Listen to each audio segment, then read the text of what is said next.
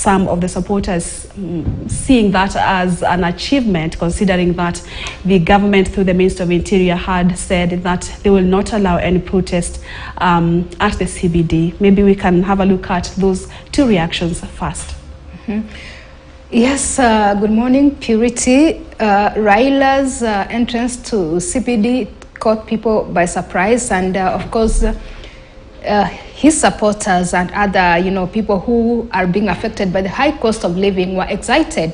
First, to see him in the Matatu, entering in a Matatu, we could see the excitement, them talking, taking time to, explain what is happening to them in terms of the, the cost of living, what the increase in fuel and all that. So they were just, and they were also just excited to be seated close to Baba, next to Baba in the Matatu. So when they went to CBD, there was a whole buzz. He just turned up, and all of a sudden there was a crowd of people, and he gave an address.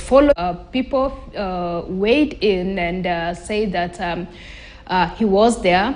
He held the a gathering right in the CBD. After months of trying to get into CBD, he finally made it. He finally accessed it. And so they did not see any people die. They did not see any violence. They did not see any vandalizing of, people's shops or property.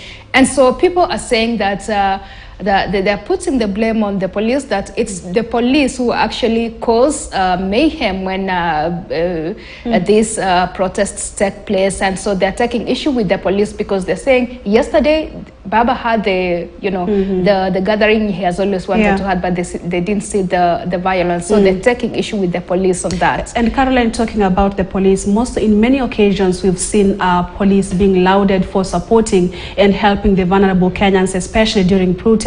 But there is one incident that was not pleasing to the eyes of many Kenyans when a police officer seemingly caned a woman carrying a djembe. She was helpless. She was not, of course, from what we saw, the photos we saw by the standard, she was not part of the protest, but she was caned. Purity, an incident happened in Kisii. This incident is whereby a woman was caught in during the Sabasaba protests in Kisii. A woman was just going by her business, and this woman was carrying a djembe and a sack on her head. From the photo, that has really caused uproar online, and it's continued to forward. It can be seen that a policeman is trying to hit the woman from behind with a club, and people are wondering, actually from the surrounding, you cannot see any protesters around him. She seemed to be alone there, and she was just going about her business. And so that particular photo has caused a storm online, with people taking issue with the police, the manner in which they are using excessive force, because this was a harmless woman going about her business, and she's just caught up in a melee. And following that, various people have weighed in, and I can read some of like two responses of those people who weighed in and what they said according to the Mbamboga. So we have Hudi Mokua here, who is saying regarding the police, we lost it. These photos speak volumes. She cannot even harm an insect. It is wrong. Another person who weighed in was Miguna, who says that the officer should be charged, not even transferred, because some people were saying that the officer actually should be interrogated and transferred from, her workstation. But Miguna feels that the officer should be charged, not transferred. So those particular instances, the CBD instance where Raila held a peaceful protest, gathering yesterday, and this particular photo of a woman, Mamba Mboga, going about her business and being clobbered by a police officer, have again brought the use of police force into the limelight, something that needs to be checked, Purity. Yeah. All right. And following that incident, we did see Interior CS Professor Kindiki making a statement that all Kenyans should be protected during a protest. Let's now shift our focus, Caroline, to the finance bill 2023. We've seen the High Court, what they did yesterday, extending further the order or the suspension of the implementation of the act, and it was expected that most Kenyans would celebrate that. But now, what next? All eyes on the Supreme Court, and Kenyans crossing most of the people that were against the finance bill crossing their fingers that all will go as planned and as they expect, even as the Supreme Court is expected to convene a bench that will again hear that particular case. But what are some of the reactions as we look forward to Martha Koome constituting that particular bench? Yesterday, the Kenya Kwanza arm of government was dealt a blow through that through the High Court affirming the Finance Bill 2023 and staying put. And following that, there's been a lot of reactions. That was, of course, it was unexpected, and people didn't know what to expect from the court. But of course, the court went ahead and affirmed through the lawyers that the finance bill will stay put. So there's been quite a number of reactions from Kenyans. And one of the people who has been, who are actually trending in this morning, there's Okiya Omtata, there's Ruto, and then there's the Finance Bill 2023. Okiya Omtata has been at the central point of all this, and people are weighing in. He's received so much admiration because of this issue of representing Kenyans following the high cost of living through the Finance Bill 2023.